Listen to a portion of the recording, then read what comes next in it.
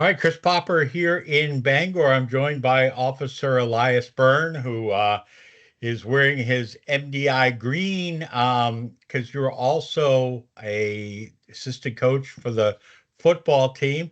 And congratulations, you've just been named the school resource officer.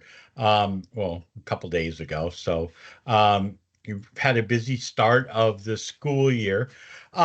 Let's kind of just go back. You graduated from MDI High School when a long time ago. When was that? Well, yeah, I graduated in 2012.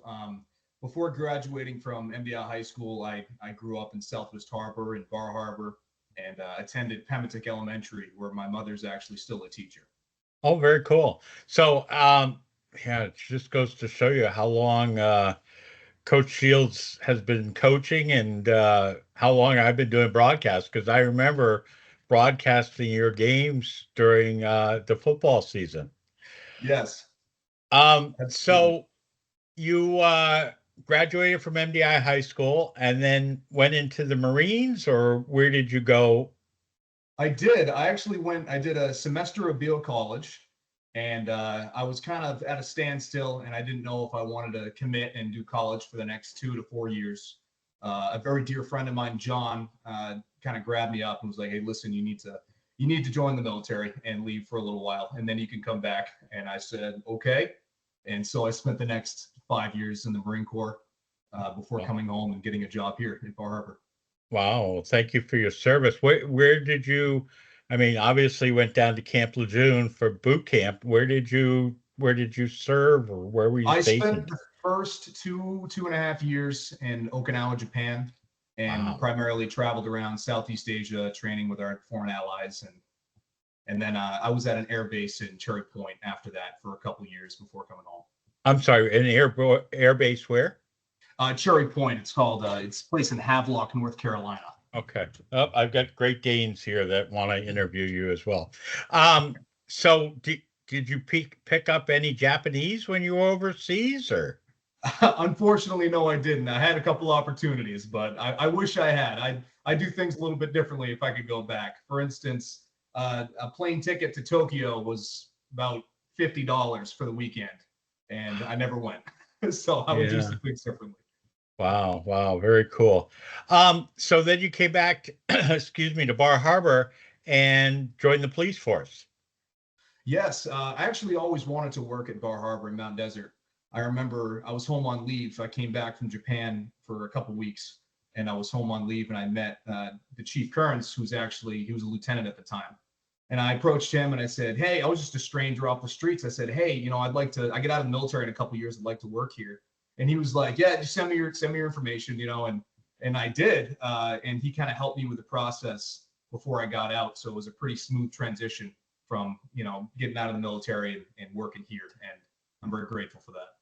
How long have you been on the police force? I've been working here I'm 6 years right now, so this July will be 7. Okay, so obviously worked in the streets and patrol. What else have you done? For here at the police department, Yeah. I'm a mechanics of arrest restraint control instructor. So that's about all about use of force things. I'm a pepper spray instructor. I'm a certified main instructor.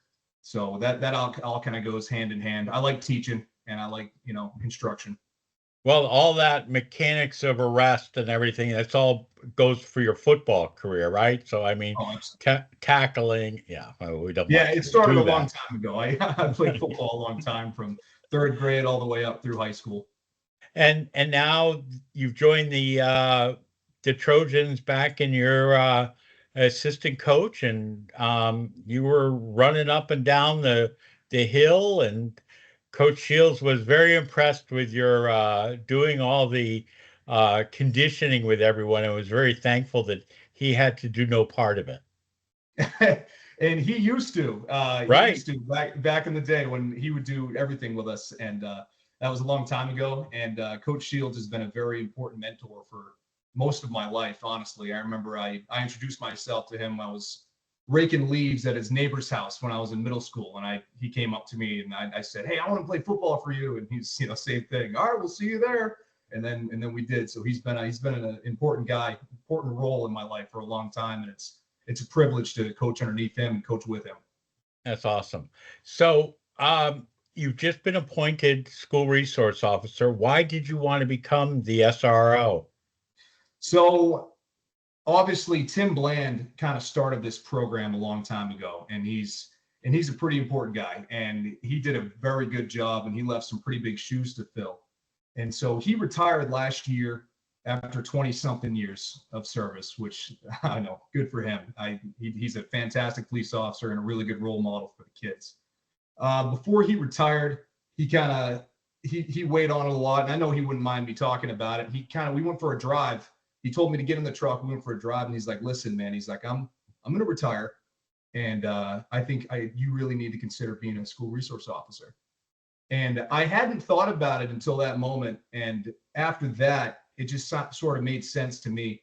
I had spent the last couple of years coaching 7th and 8th grade football with my dear friend John, who I mentioned earlier.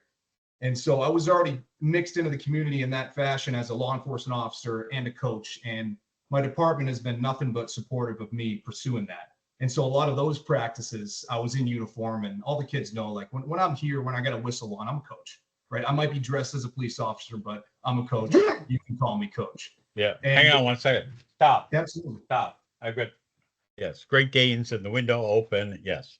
All I right. have, Go I ahead. have one Sorry. myself. I understand. So going on that, I really started to think about it, and it made sense because I love being a police officer. And another part of myself that I also love is being a coach. And the school resource officer seemed to kind of connect those two perfectly and be exactly what I'm looking for at this point in my life.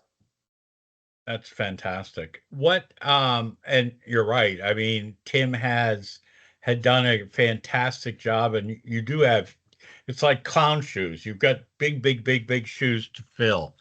Um, what are some of the goals that you have? I mean, you told me this morning you were down at the Connors Emerson School this morning.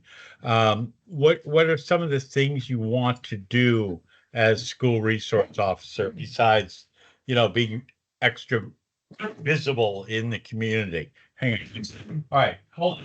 Out. Hang on. Out. We're not going to do that. Come on, go. All right. Yeah. And I can't cut this out. So everybody's going to see me losing the battle with the Danes. All right. Some of the goals I want to accomplish, I'm still figuring that out. I first and foremost, I want people to know me, and I want them to know that they can approach me. And I tell all the kids, I've been telling them all week, I said, even if you just see me and you want to tell me how your day's going, I want to hear about it. Just come tell me how you're doing. And school safety is the utmost importance. So above all else, the safety of the students and the faculty and myself is very important. Besides that is I want to establish a very positive relationship with the youth and law enforcement, not just with me, but with law enforcement. A lot of little kids having me in the schools, and whether I'm coloring with them or playing kickball, it's important that they see me in that light so they know that they can trust police officers and that they can go to us for help and that there's somebody that they can come to. So I'm going to start with being visible, making sure people are safe, and having people get to know me and me get to know them. It's just as important I get to know each of these kids individually to the best of my ability. And then from that, I want to assist the teachers and the faculty in any way I can. I know that school resource officers are not controversial, but some people are like, "Oh my gosh, we live on an island. Why do we need a school resource officer?" I want to just remind everyone of the lockdown that there was last year at MDI High School because of a credible threat, and how that impacted everyone. And so having an officer in the building is a huge asset, I think. Right. There's always going to be a certain level of pushback. I'm very thrilled for this program, and I know I have received nothing but support from school staff and faculty and students. I haven't encountered anything negative at all, and I encourage anybody who has a problem with the program itself to either come speak to the police department or find me and ask me questions. And I have no problem talking to anybody. And so I'm thrilled. And I think this is one of the more important programs that we offer. And I mean, if you follow Tim's role model, you're going to be at basketball games, you'll be at track and field events, you'll be, highly visible throughout the community, not only at the high school, but then at Connors Emerson. Is the agreement go over to Mount Desert Elementary, or is it just in Bar Harbor? No, it's 3 schools. So the Bar Harbor and Mount Desert Police Department. Okay. I go to Mount Desert Elementary, I go to Connors Emerson, and I go to the high school. And that's and the schedule is between me and the school administration and the police department. But I do spend as much time as I can in all 3 of those schools, and just equally as important. Walking the halls and being part of eating lunch. I mean, you just figure out what has the best lunch that day, and then absolutely.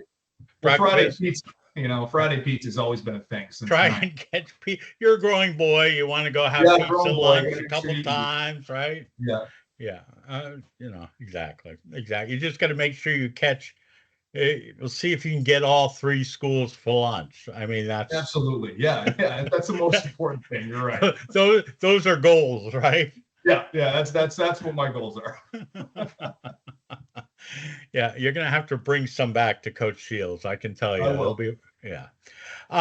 That's awesome. Anything that we missed, or anything that you want to tell parents, students?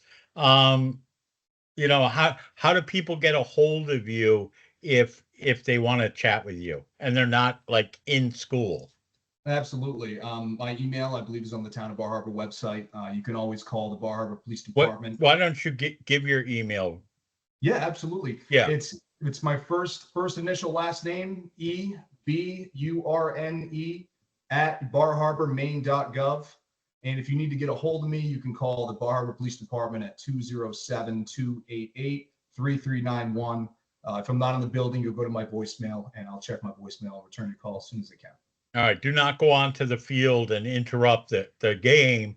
Yeah, definitely not. No, don't do that. But yeah. But I'm sure we'll see you around. Elias, thanks so much.